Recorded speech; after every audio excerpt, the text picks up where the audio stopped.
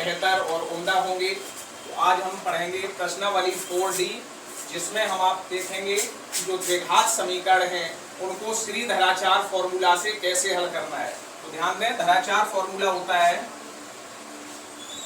इस फॉर्मूला को याद कर लें। x बराबर minus b plus minus b square minus 4ac upon 2a।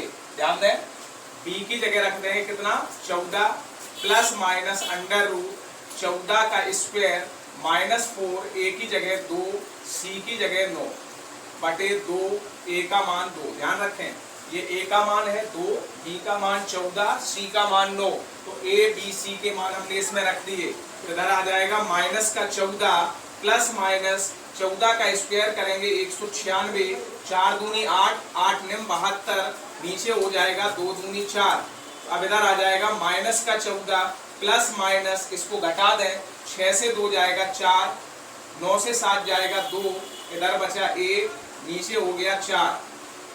124 के खंड कर लें, 2 छक 12, 2 दूनी 4, 2 तियां 6, 2 एकम 2, 31 एकम 31, 2 का जोड़ा बन जाएगा, इसको बाहर निकाल लेंगे रूट से, अंदर रह जाएगा 31, नीचे हो गया 4। आपने देखा ऊपर से 2 कॉमन आ रहा है, तो यहाँ बचेगा 2 सत्ते 14 प्लस माइनस, यहाँ से 2 चला गया तो रूट 31 बटे में हो जाएगा 4।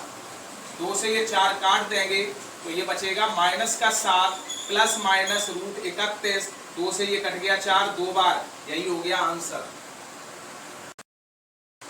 अब देखें क्वेश्चन नंबर दूसरा है, इसी तरीके से इसी फॉर्मूला से आपको लगाना है 25x स्क्वायर प्लस का 50x प्लस का 12 बराबर 0।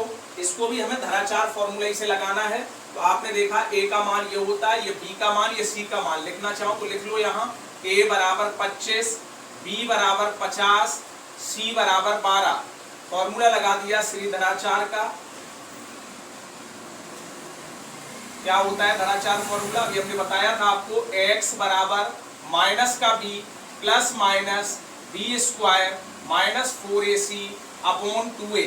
b की जगह रख देंगे माइनस का 50 प्लस माइनस अंडर रूट 50 का स्क्वायर माइनस 4, a की जगह 25, c की जगह 12, नीचे 2, a का मान 25। तो इधर आ जाएगा माइनस का 50 प्लस माइनस 50 का स्क्वायर करेंगे, 50 गुणे 50 हो जाएगा 2500। इधर इसका गुणा कर लो, 25 चौको 100, 100 में 12 का गुणा करेंगे तो ये हो गया 1200, नीचे आ जाएगा 25 दूनी 50, माइनस का 50 प्लस माइनस 2500 से 1200 घटाएंगे तो ये बचा 1300, नीचे आ जाएगा 50। ध्यान दें, 1300 का वर्गमूल लेंगे तो इधर आ जाएगा माइनस का 50 प्लस माइनस 1300 को हम ऐसे लिख लेंगे 13 गुणे 10 गुणे 10, 10 का जोड़ा बन जाएगा, इसको बाहर निकाल लेंगे, 13 का नहीं बनेगा, अंदर रखेंगे बटे 50। आपने देखा इससे 10 कॉमन आ रहा है, तो 10 का भाग 50 में देंगे, 10 पना 50, यहाँ प्लस माइनस 10 चला गया तो रूट 13, नीचे आ गया 50, 10 से ये 50 कट गया 5 बार में, कितना आ गया माइनस का 5 प्लस माइनस रूट 13 बटे 5, यही आंसर हो गया। देखें, तो अब श्रीधराचार्य फॉर्मूले से ये है 5 क्वेश्चन तक आप कंप्लीट करेंगे। अब छठवां से देखें, छठवां में ये पूछ रहा है मूलों के लक्षण ज्ञात करो। मूलों के लक्षण ज्ञात करो। ध्यान दें, तो जब आपको मूलों के लक्षण ज्ञात करने हो उसके लिए आपको d निकालना है, और d का मान होता है formula b square minus 4ac। अगर ये d का मान 0 से बड़ा निकले तो लिख देना मूल वास्तविक असमान है। ठीक है, 0 से बड़े का मतलब प्लस की वैल्यू आ जाए। अगर d का मान 0 ही निकले तो लिख देंगे मूल वास्तविक समान है। अगर d का मान 0 से छोटा निकले तो मूल काल्पनिक है। ठीक है, ये फॉर्मूला है। अब देखो यार, इसी से हमें लगाना है क्वेश्चन नंबर 6 से लेकर के क्वेश्चन नंबर 12 तक, सब में यही काम करना है। ध्यान से क्वेश्चन समझ लें। क्वेश्चन नंबर 6 है, जैसे आपको ये दिया हुआ है 1/2 x square plus 1/3 x plus 1 बराबर 0। तो आपसे ये कह रहा है इसके मूलों के लक्षण क्या हैं। तो हमने आपसे बताया सबसे पहले आप विविक्त कर निकालेंगे, ठीक है। विविक्त कर का फॉर्मूला है d बराबर बी स्क्वायर माइनस 4ac।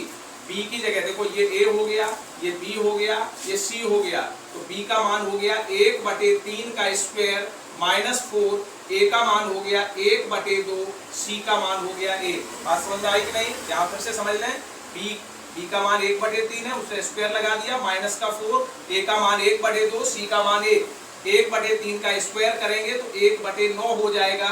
ये माइनस का 2 से 4 कट जाएगा 2 बार में, 2 एकम 2, एलसीएम ले लो, 9 एकम 9, कैची गुणा कर दिया, 1 9 दूनी 18, 18 से 1 गई तो 17 बचा बटे 9।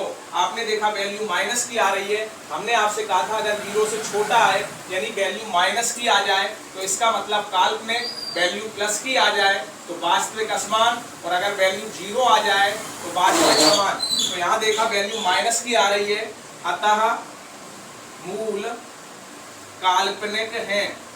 तो अब आप क्वेश्चन नंबर 12 तक सब कर सकते हो, यही डी निकालना है।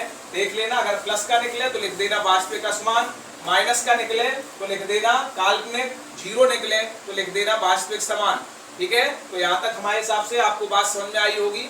Thanks for watching.